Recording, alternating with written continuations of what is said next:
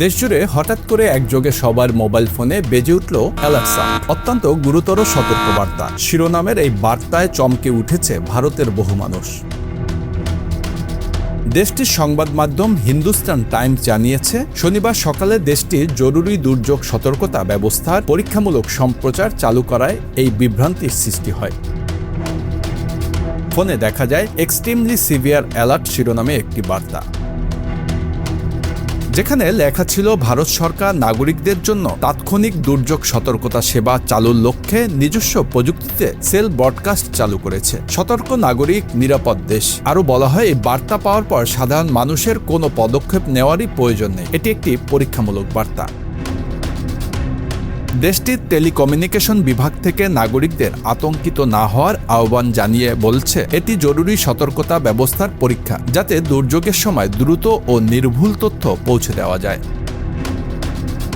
সরকারের পক্ষ থেকে জানানো হয়, সারা দেশে ধাপে ধাপে সেল ব্রডকাস্ট বা সিবি সুবিধা চালুর আগে এর কার্যকারিতা ও নির্ভরযোগ্যতা যাচাই করতে এই পরীক্ষা চালানো হচ্ছে। পরীক্ষার সময় ইংরেজি, হিন্দি এবং বিভিন্ন আঞ্চলিক ভাষায় একাধিকবার এমন বার্তা মোবাইলে আসতে পারে বলেও জানান সরকার। হিন্দুস্তান টাইমস বলছে, জাতিসংঘের ইন্টারন্যাশনাল টেলিকমিউনিকেশন ইউনিয়নের সুপারিশ অনুযায়ী এই সতর্কতা ব্যবস্থার ভিত্তিতে তৈরি করে কমন অ্যালার্টিং প্রোটোকল বা সিএপি।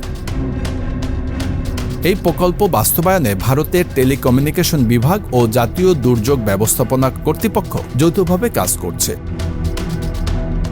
এর আগে গত ফেব্রুয়ারিতেও একই ধরনের একটি পরীক্ষামূলক অ্যালার্ট সারা দেশে পাঠানো হয়েছিল। তখন আইফোন ও অ্যান্ড্রয়েড ব্যবহারকারীরা টেস্ট অ্যালার্ট শিরোনামে বার্তা ও জোরালো অ্যালার্ট সাউন্ড পেয়েছিলেন। নাগরিকদের এসব পরীক্ষামূলক বার্তা পেলে আতঙ্কিত না হয়ে তা উপেক্ষা করার আহ্বান জানিয়েছে ভারত সরকার।